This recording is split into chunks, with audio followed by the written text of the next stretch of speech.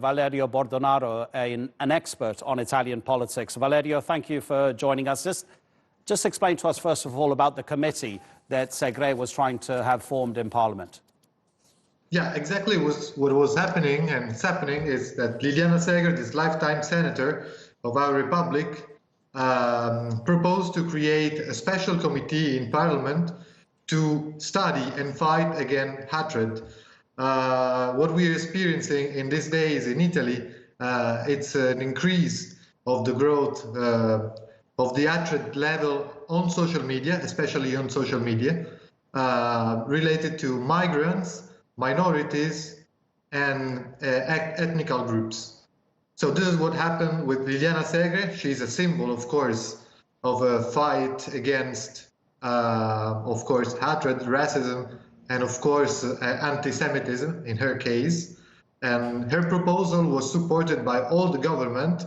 And this could have been an amazing moment of national unity, but the opposition, so the right-wing parties, decided to abstain, reporting that the special commission was a step forward to a police state.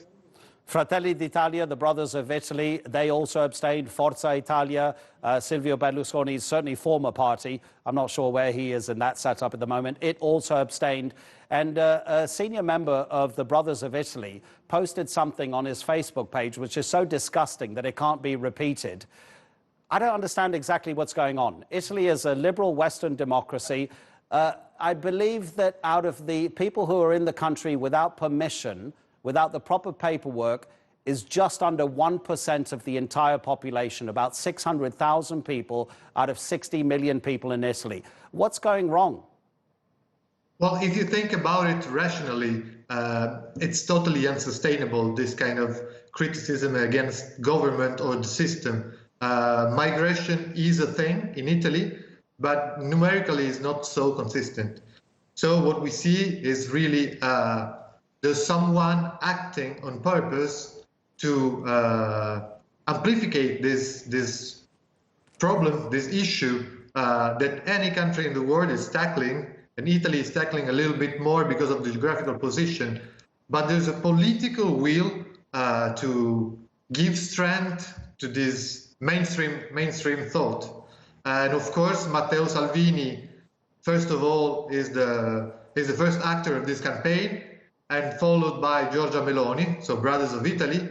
And then we see this poor old Berlusconi trying to find his place in the world.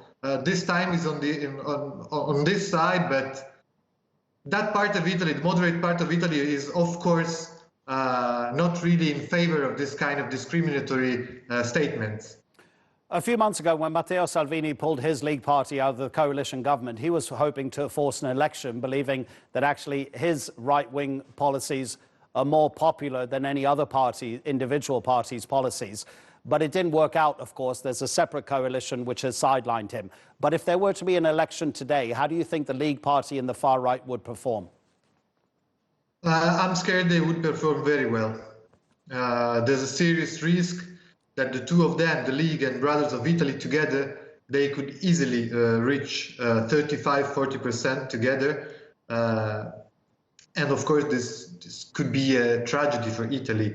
The third government in a row in less than 2 years would be terrible economic-wise, but on a political term, trying to restore a little national unity, a comeback of the worst right wing that we have in Italy would be terrible, terrible. Salvini famously stopped some rescue boats docking in Italian ports. He said it's enough. He relented on certain occasions. What's the Italian government's position now in terms of accepting migrants who are crossing the Mediterranean Sea and that are then rescued? Well, the official line of the government is always the same. So if you don't have the right papers to enter the country, either you are a refugee or asking for the status of refugee, or either you stay or you stay out of the country. Of course, differently from the previous government with Salvini where Salvini was in power, Italy is now accepting migrants that are in difficult situation in the middle of the Mediterranean. But this is more like is the sense of humanity that any country should have. If someone is in a difficult position, we are ready to help. But the official position of the government regarding migration and the general problem or the general opportunities given by migration didn't change. It didn't change yet. Valerio, thank you so much. Always a pleasure to have you on TRT World. Valerio Bordonaro from Rome.